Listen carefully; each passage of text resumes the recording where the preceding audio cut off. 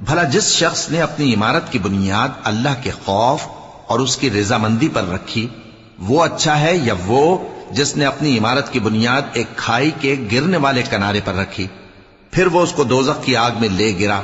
और अल्लाह जालिम लोगों को हिदायत नहीं देता। ये इमारत जो उन्होंने बनाई है हमेशा उनके दिलों में मूजिबे तरद्दुद रहेगी, मगर यह कि उनके दिल पाश पाश हो जाएं।